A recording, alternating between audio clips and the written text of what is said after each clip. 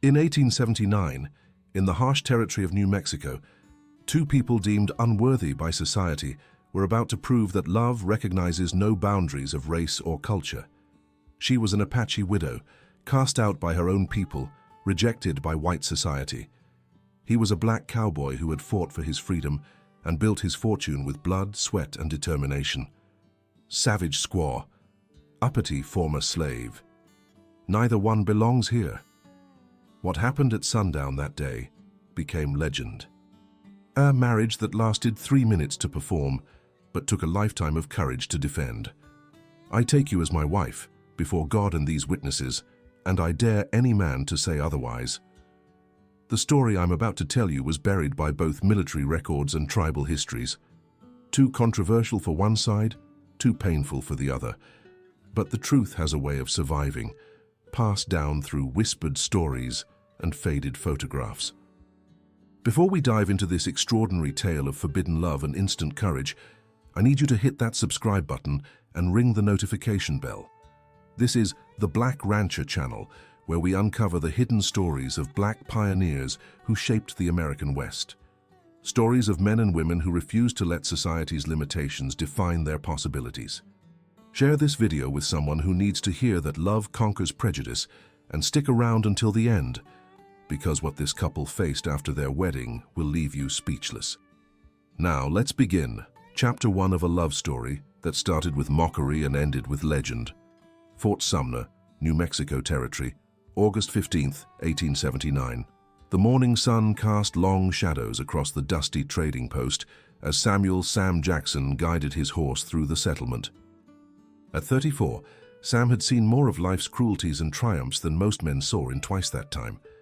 Born a slave in Georgia, freed by war, and forged by the unforgiving western frontier, he now owned a successful freight business that connected isolated settlements across New Mexico Territory.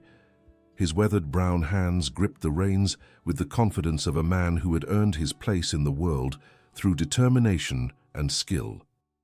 The holster at his hip carried a well-maintained Colt .45, not for show but because a black man traveling alone in 1879 needed to be ready for trouble at any moment. Sam was here on business, delivering supplies to the military outpost and picking up contracts for his next routes. But as he approached the central square, he noticed a commotion that made his jaw tighten with familiar anger. A small crowd had gathered around the general store, their voices carrying the particular tone of cruelty that people used when they felt safe in their superiority. At the center of their attention stood a woman who immediately caught Sam's attention, not because of the mockery directed at her, but because of the dignity with which she endured it. She appeared to be in her mid-20s, with the distinctive features and traditional dress that marked her as Apache. Her long black hair was braided with small silver ornaments, and despite the obvious poverty of her circumstances, she carried herself with a pride that no amount of humiliation could break. "Look at this one," sneered a heavy-set merchant named Caleb Morrison, loud enough for the growing crowd to hear. "Thinks she can just waltz into town and trade like she's people." "Ain't her husband the one got himself killed raiding last month?" added Martha Henley, the postmaster's wife, her voice dripping with false concern. "Maybe now she'll learn her place." The Apache woman, Sam would later learn her name was Aiyana, meaning eternal blossom, stood silently as the verbal assault continued.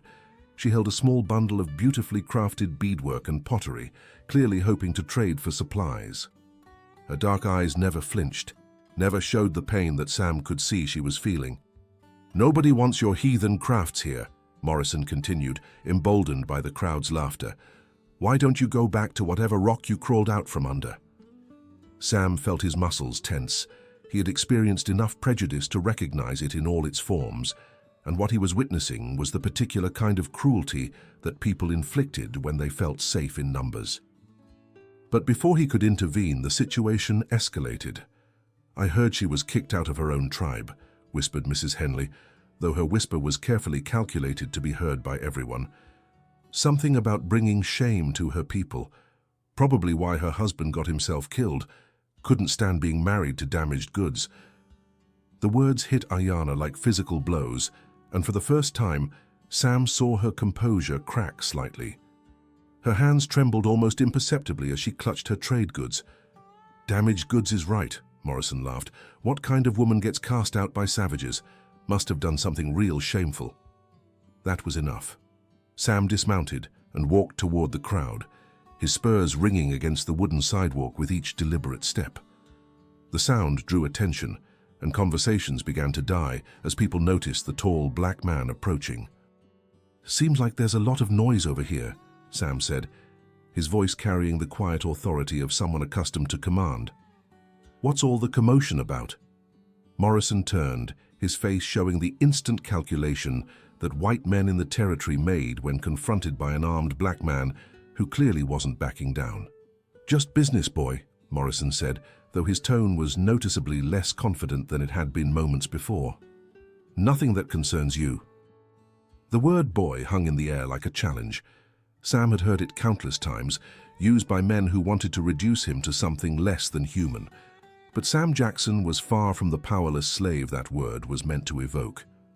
"I'm a businessman myself," Sam replied calmly, stepping closer to Aiyana. "Always interested in quality craftsmanship."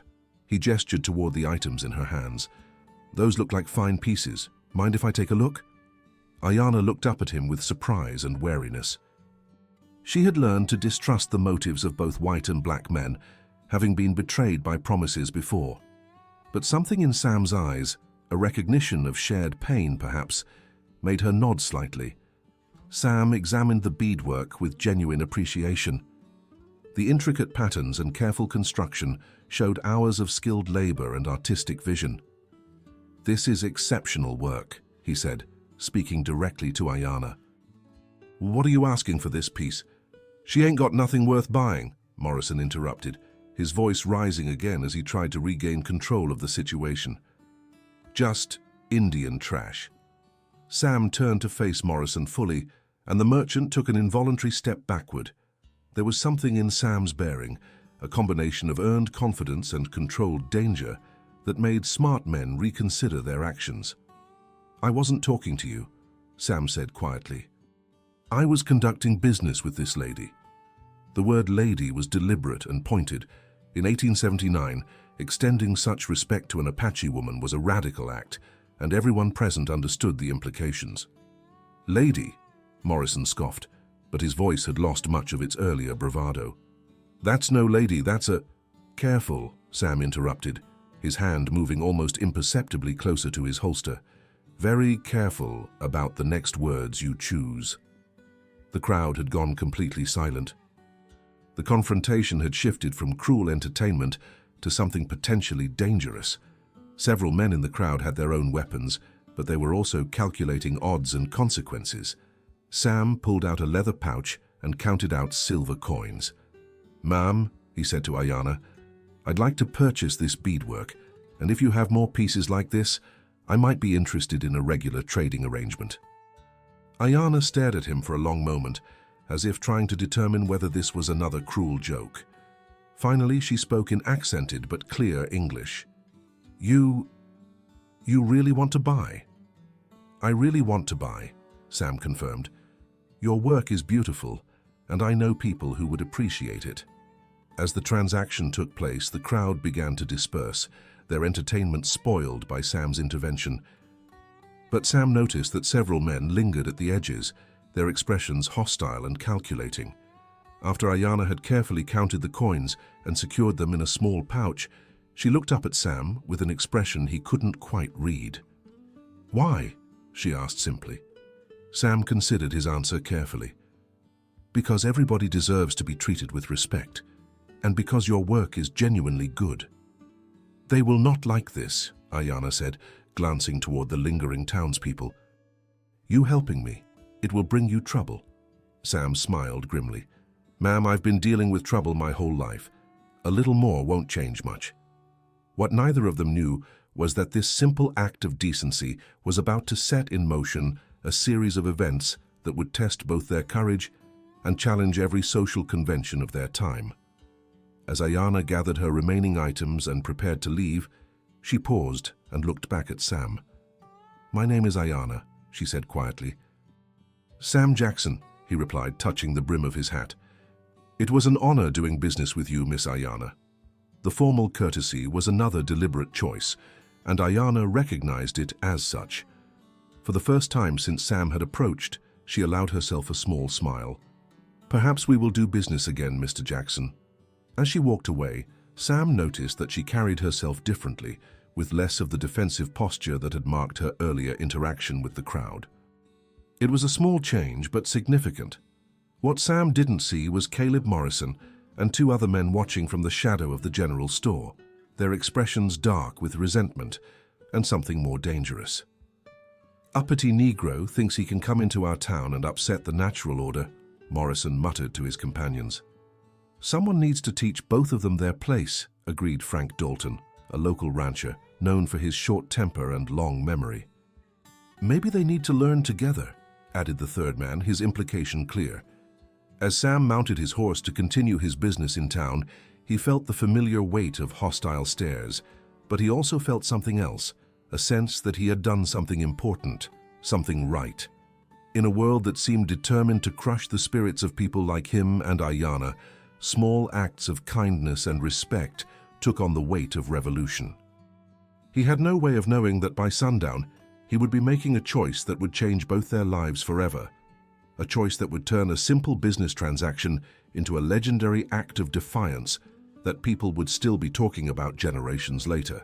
Later that same day, August 15th, 1879, the sun was beginning its descent toward the western mountains when Sam Jackson finished his business at the military supply depot.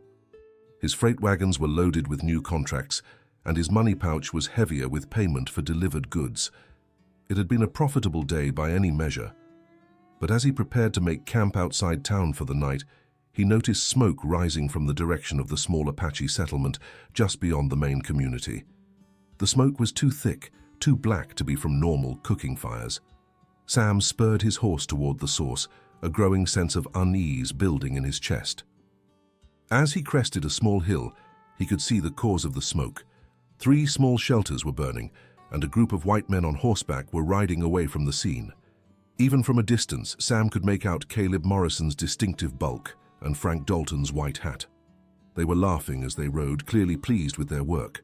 Sam rode hard toward the burning shelters, and what he found there made his blood run cold. Aiyana was kneeling beside the smoldering remains of what had obviously been her home, trying to salvage anything she could from the destruction. Her face was streaked with soot and tears, and there was a fresh cut on her cheek that suggested the destruction hadn't been limited to property. "Miss Aiyana," Sam called out as he dismounted, "are you hurt?"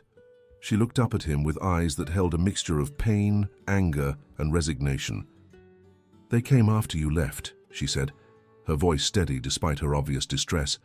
"Said I needed to learn not to associate with people like you. Said this was what happened to squaws who forgot their place." Sam felt rage building in his chest, the kind of controlled fury that had kept him alive through slavery, war, and the hostile frontier. "Did they hurt you?" he asked, gesturing toward the cut on her face. "Only a little," she replied. "They wanted to do more, but—" She gestured toward a rifle lying nearby. "I made them think twice." Sam smiled grimly. A woman who could defend herself was a woman who had earned his respect. "Where will you go?" he asked. Aiyana's shoulders sagged slightly. "I do not know. My husband's people, they blame me for his death. Say I brought bad medicine to their family, the White Town." She gestured toward the burning remains. "You see what they think of me." "What about your own people?" The pain that crossed Aiyana's face was deeper than physical injury. "My people cast me out when I married outside our band, said I chose the white man's world. But the white man's world—" She looked around at the destruction. "It does not want me either." Sam understood the feeling of being caught between worlds, of belonging fully to neither. It was the story of every freed slave who had tried to build a life in the West. "There's something else," Aiyana continued, her voice dropping to almost a whisper. "Morrison and his friends, they said this was just the beginning. Said tomorrow they're going to make sure I can never come back to town. They're going to—" She hesitated, as if the words were too terrible to speak.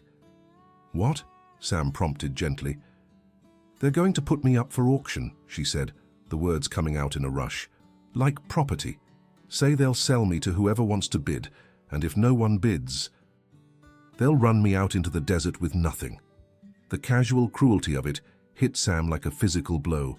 To auction a human being, to reduce a person to property, it was slavery by another name, and it awakened every protective instinct he possessed. "They can't do that," he said. "It's not legal." Aiyana looked at him with the tired wisdom of someone who had learned that legal and practical were often two different things. "Who will stop them?" "The sheriff is Morrison's cousin. The judge is in Santa Fe. By the time anyone with authority hears about it, I will be dead in the desert or worse." Sam was quiet for a long moment, his mind working through possibilities and consequences. What he was thinking was dangerous, not just for him, but potentially for both of them. "There is one way to stop them," he said finally. "What?" "If you were married to an American citizen, they couldn't touch you. A man's wife is his property under the law, and interfering with that would be a federal crime." Aiyana stared at him, understanding dawning in her eyes. "You're talking about a marriage of protection," she said slowly. "I'm talking about a real marriage," Sam replied. "I won't offer you false promises or temporary solutions. If we do this, it's real. We face whatever comes together." The weight of the proposition hung between them. They barely knew each other, came from different worlds, different cultures, yet circumstances had thrust them together in a moment that demanded extraordinary decisions. "Why would you do this?" Aiyana asked. "You barely know me. This would bring you nothing but trouble." Sam was quiet for a moment, considering how to express something he barely understood himself. "My whole life, I've watched people get crushed by systems designed to keep them down," he said finally. "Slavery, prejudice, laws that protect some people and abandon others. I swore when I gained my freedom that I'd never stand by and watch it happen if I could do something to stop it." "But marriage," Aiyana shook her head. "That's not just stopping injustice, that's binding your life to mine." "Maybe it is," Sam admitted, "but maybe that's not such a terrible thing. You're intelligent, strong, skilled at your craft. You've survived things that would break other people. If I'm going to bind my life to someone's, I could do a lot worse." Aiyana studied his face, looking for deception or hidden motives. What she saw was honesty, determination, and something that might have been the beginning of genuine affection. "If we do this," she said slowly, "there's no going back. They'll call you a savage lover. They'll say you've contaminated yourself. Your business..." "My business is built on my reputation for keeping my word and delivering goods safely," Sam interrupted. "That has nothing to do with who I marry." "And children?" Aiyana asked quietly. If this becomes a real marriage, our children would be loved and protected," Sam said firmly, "whatever else the world calls them." As the sun continued its descent toward the horizon, Aiyana made her decision. "The preacher," she said, "Father Miguel at the mission. He would perform the ceremony?" "He'd perform it if we asked him to," Sam confirmed. "The question is whether you want to ask him." Aiyana looked around at the smoldering remains of her former life, then back at Sam Jackson, this unexpected ally who was offering her not just protection but partnership. "Yes," she said simply, "before sundown, before they can stop us." "Hold on. Before we continue to the wedding that's about to shock an entire territory, I need you to understand something. What you're witnessing is more than just a love story. This is about two people who refuse to let society's hatred define their possibilities. If this story is touching your heart, share it with someone who needs to hear it. And make sure you're subscribed to The Black Rancher, because stories like this one prove that courage and love have always found a way to triumph over hatred and fear.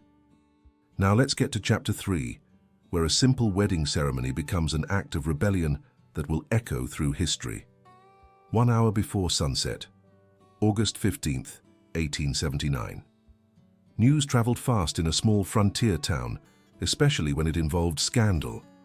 By the time Sam and Aiyana reached the mission on the outskirts of Fort Sumner, word had already spread about their intentions. Father Miguel Hernandez was a weathered man in his 50s who had spent the last decade ministering to anyone who needed spiritual guidance, regardless of their race or background. He had married runaway slaves, performed last rites for dying Apache warriors, and baptized children whose parents came from 3 different continents. If anyone in the territory would perform such a controversial ceremony, it would be him. "Senor Jackson, Senorita Aiyana," Father Miguel greeted them as they approached the small adobe mission. "I have heard that you wish to be married." "Yes, Father," Sam replied. "Today, before sundown." The priest studied both their faces carefully. "This is not a decision to be made lightly, especially given the circumstances that surround you both." "We understand the circumstances, Father," Aiyana said quietly. "We also understand each other."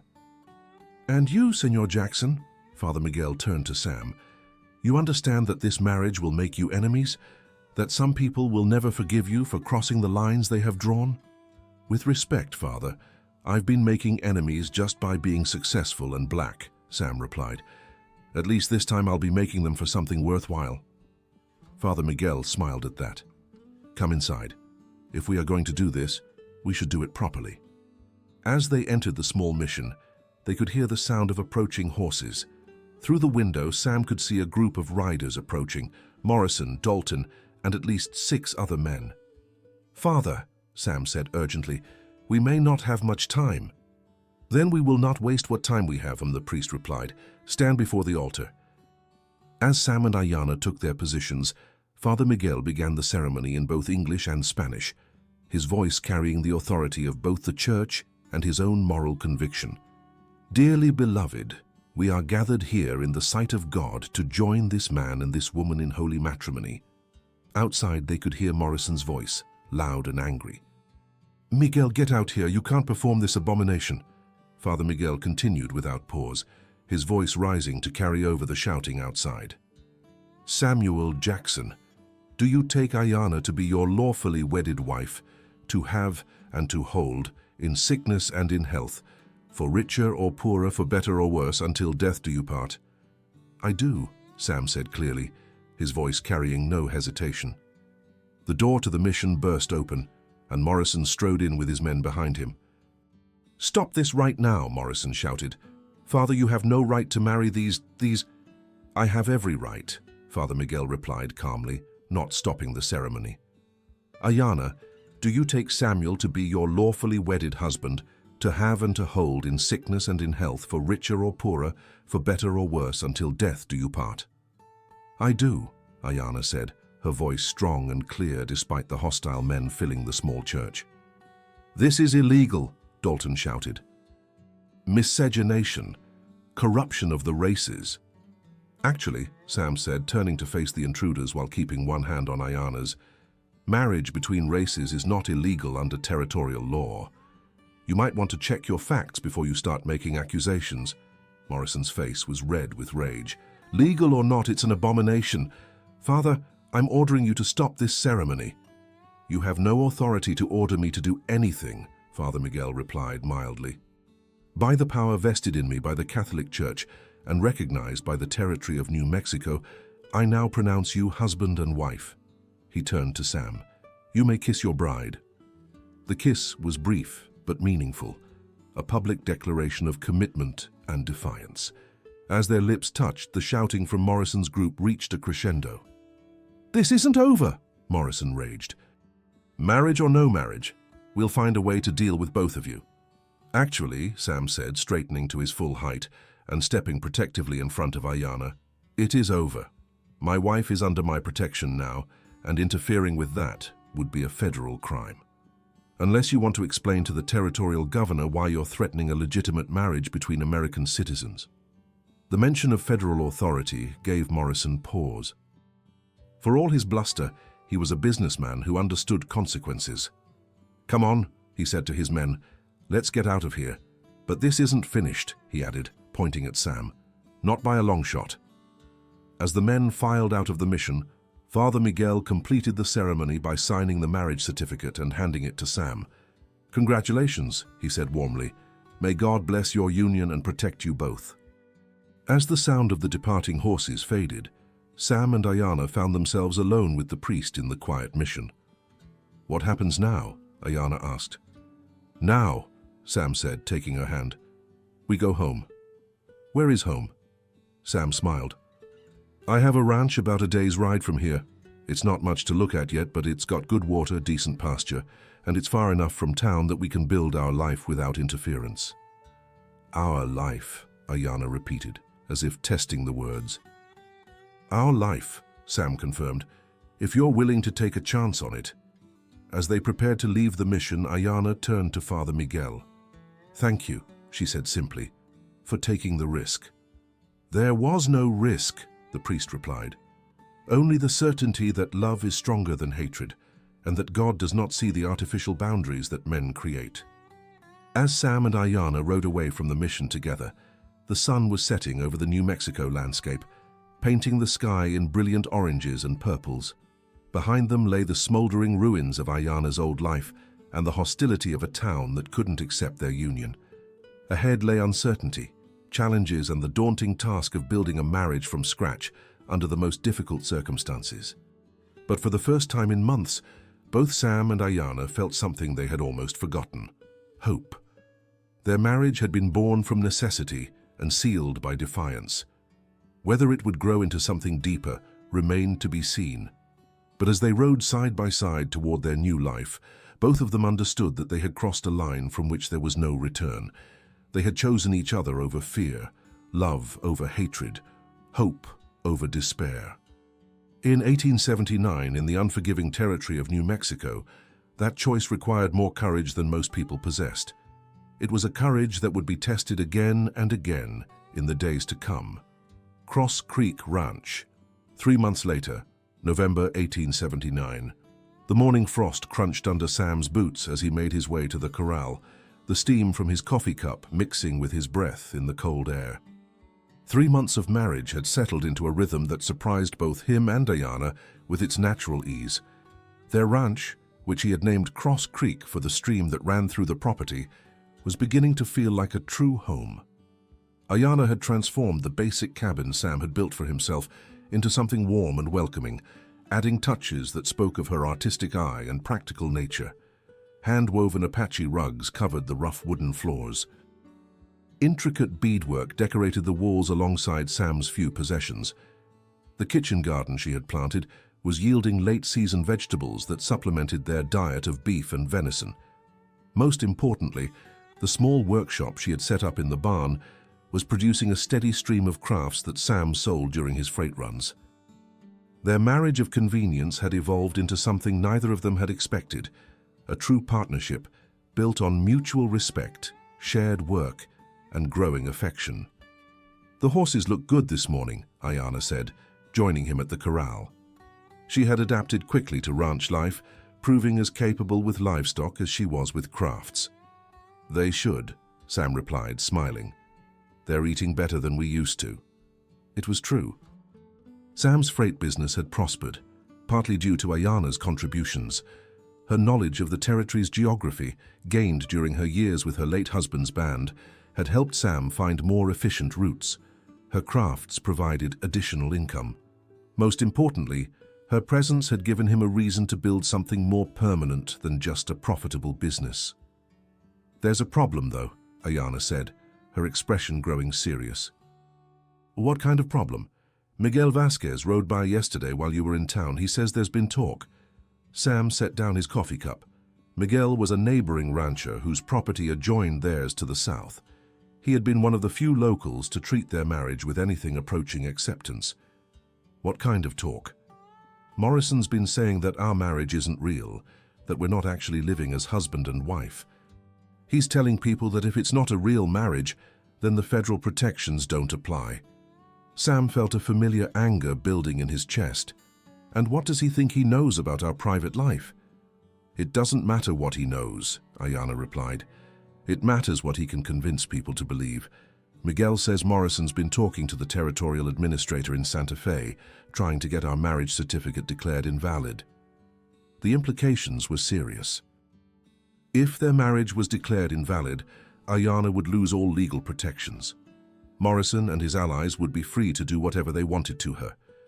There's more, Aiyana continued.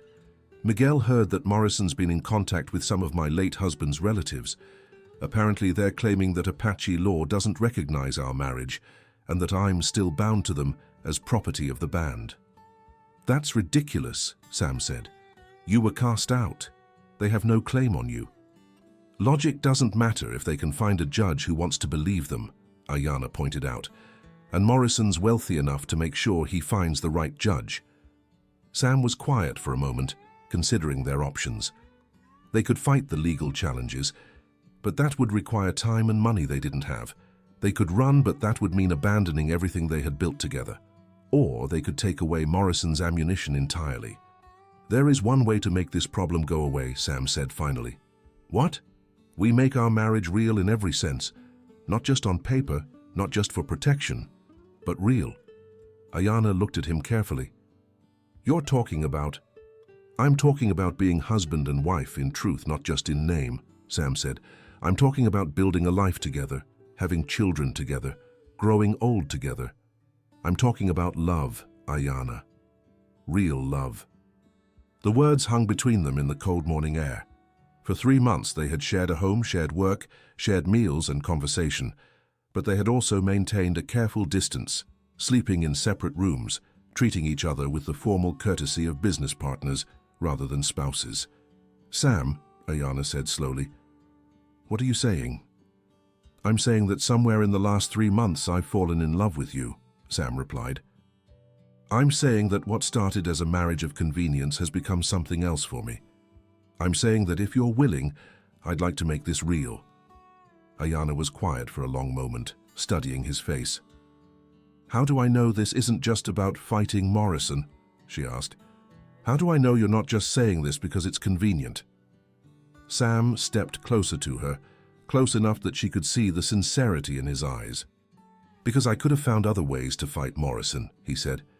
Because I've spent 3 months watching you work alongside me, watching you build something beautiful from nothing, watching you face every challenge with courage and grace.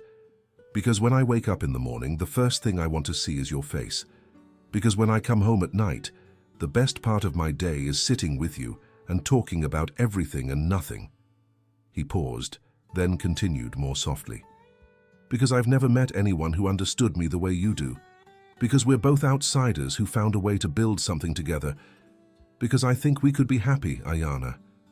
Really happy. Tears had started in Aiyana's eyes, but they weren't tears of sadness. I've been in love with you for 6 weeks, she said quietly. I was just afraid to say anything because I didn't want to complicate things. Well, Sam said, smiling, I think things are about to get very complicated. Good, Aiyana replied, stepping into his arms. I like complicated. Their second kiss was very different from the brief, formal one they had shared at their wedding. This one was deep, passionate, and full of 3 months of suppressed feelings finally being released. When they finally broke apart, Sam rested his forehead against hers.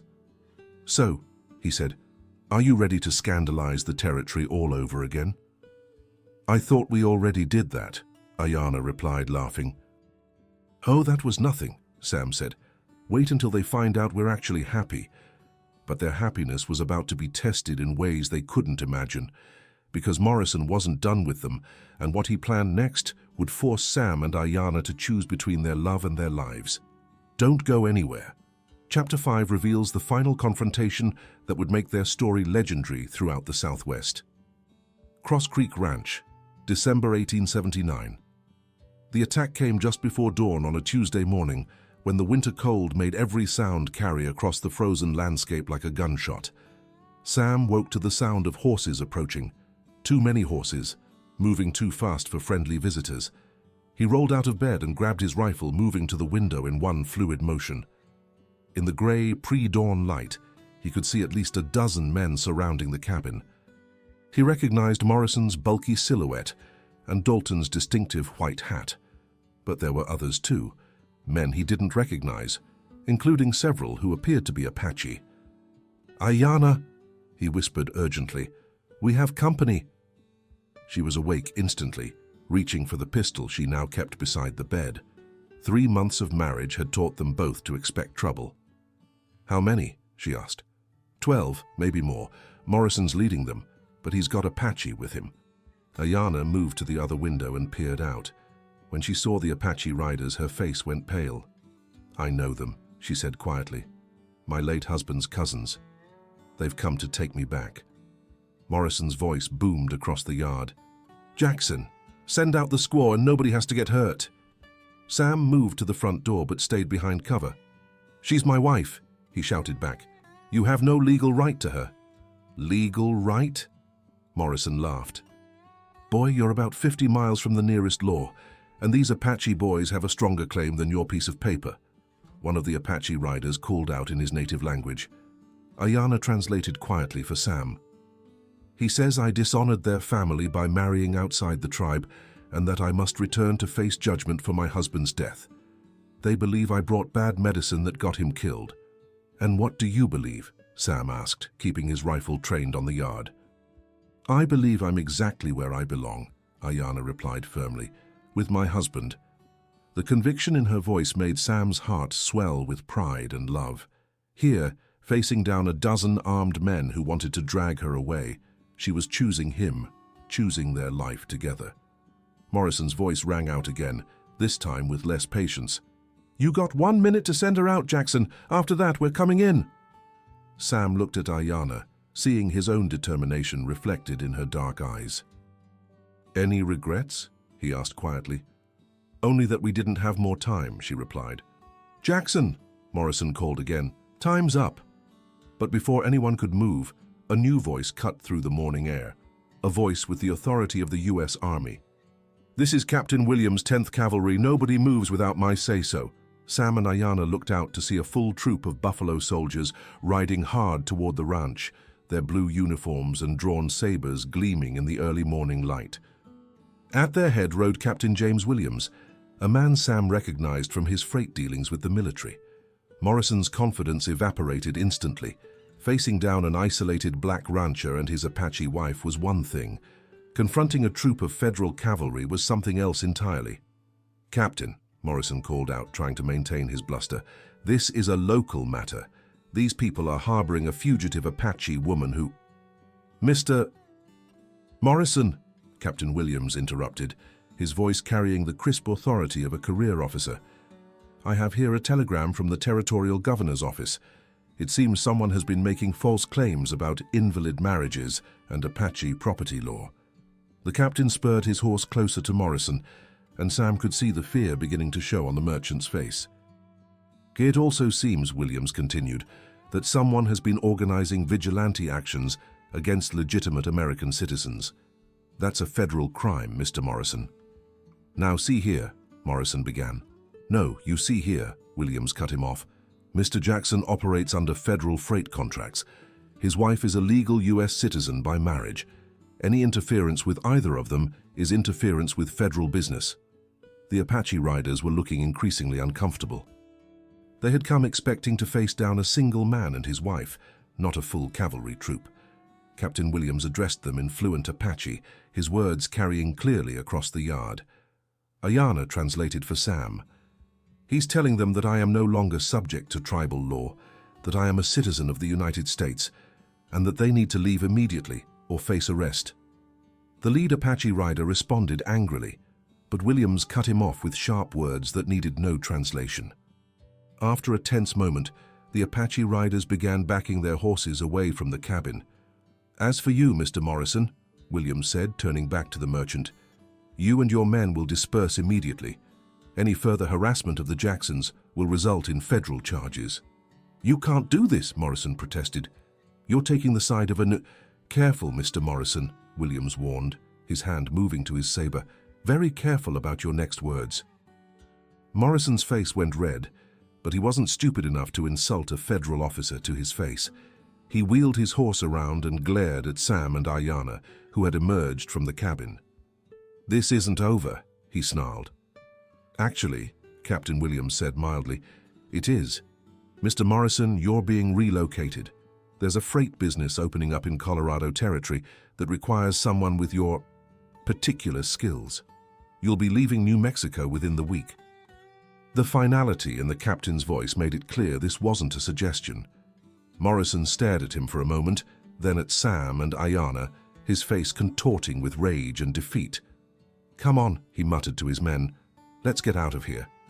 As Morrison's group rode away, followed shortly by the Apache riders, Captain Williams dismounted and approached Sam and Aiyana. "Mr. Jackson, Mrs. Jackson," he said, touching his hat brim respectfully, "I apologize for the disturbance." "Captain," Sam said, still somewhat stunned by the cavalry's timely arrival, "how did you know?" Williams smiled. "Father Miguel sent word to the fort. Seems he's been keeping an eye on you folks, and when he heard about Morrison's plans, he rode hard to alert us." "But why would the army get involved in a civilian matter?" Aiyana asked. "Because, ma'am, Mr. Jackson here has been one of our most reliable freight contractors. His routes have kept 3 different outposts supplied through some difficult times. The army takes care of its own." Williams paused, then added more quietly, "And because some of us understand what it's like to face prejudice and still serve our country with honor, the 10th Cavalry doesn't abandon people who've proven their worth." Sam felt a surge of emotion at the captain's words. After a lifetime of facing hostility and suspicion, being defended by the federal government felt like vindication of everything he had worked to achieve. "There is one thing," Williams continued, "Morrison's accusations about your marriage, they've caused some talk in official circles. It would help if there were visible evidence of the marriage's legitimacy." Sam and Aiyana looked at each other, understanding immediately what the captain was suggesting. "Captain," Aiyana said, placing her hand protectively over her still flat belly, "I believe that evidence will be apparent within a few months." Williams's face broke into a wide grin. "Well then, congratulations to you both. That should settle any remaining questions about the validity of your union." As the captain prepared to leave with his troop, he turned back to Sam and Aiyana. "For what it's worth," he said, "what you two have built here is impressive. You've taken a piece of raw land and turned it into something beautiful. You've built a business, a home, and now a family. That takes courage, both of you." After the cavalry had departed, Sam and Aiyana stood together in their yard, watching the dust settle from the morning's drama. "Well," Sam said finally, "I guess Morrison was right about one thing." "What's that?" "Things did get complicated," Sam replied, pulling her close. "But I still like complicated, especially when it comes with you." Aiyana laughed, leaning into his embrace. "Just wait until the baby comes. You haven't seen complicated yet." "Bring it on," Sam said, kissing the top of her head. "We've faced down everything else together. I figure we can handle one little baby." "Or 2, Aiyana said casually. Sam pulled back to look at her. "2? "Apache women sometimes have twins," she said with a mischievous smile.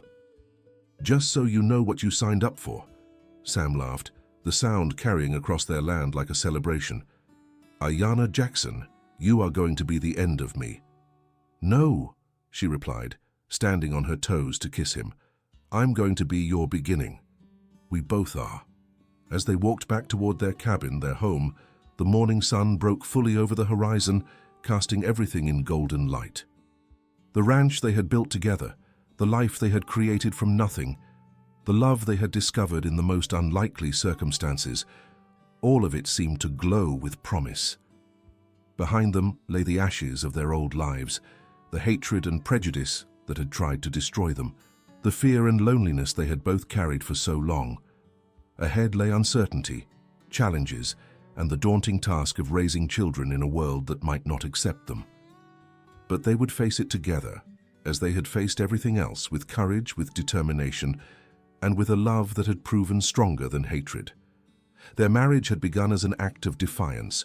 It had become something much more powerful, proof that love could indeed conquer all, that 2 people from different worlds could build something beautiful together, and that sometimes the most unlikely unions produced the strongest families. In the years that followed, Sam and Aiyana Jackson would become legendary figures in New Mexico territory. Their freight business would grow into one of the largest in the Southwest.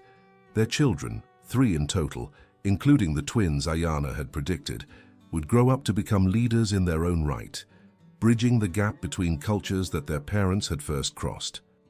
But perhaps most importantly, their story would be told and retold throughout the territory, inspiring other couples who faced similar prejudices to stand up for their love, their rights, and their dignity. The Apache widow, whom the townspeople had called Unworthy, had found her worth in the eyes of a man who saw her true value. The black cowboy, who had been dismissed as uppity, had proven that respect is earned through character, not granted through skin color. Together they had built something that would last long after their critics were forgotten. A love story that became legend, a family that bridged worlds, and a legacy that proved that courage and love could overcome any obstacle. That's the end of one of the most powerful love stories ever to come out of the American West. A story of two people who refused to let society's limitations define their possibilities. A story that proves love truly can conquer hate. If this story moved you, share it with someone who needs to hear that they're worthy of love and respect. Hit that subscribe button and ring the notification bell for The Black Rancher, because every week we're bringing you stories of courage, determination, and love that shaped the American frontier. Stories like this one remind us that the real heroes of the West weren't always the ones who made it into the history books. Sometimes they were people like Sam and Aiyana Jackson, ordinary folks who did extraordinary things simply because it was right. Thank you for watching, thank you for sharing these stories, and remember, your worth isn't determined by what others think of you. It's determined by what you do when faced with the choice between love and fear. Until next time, this is The Black Rancher, reminding you that the best stories from the frontier are the ones that show us what we're capable of when we refuse to give up on each other.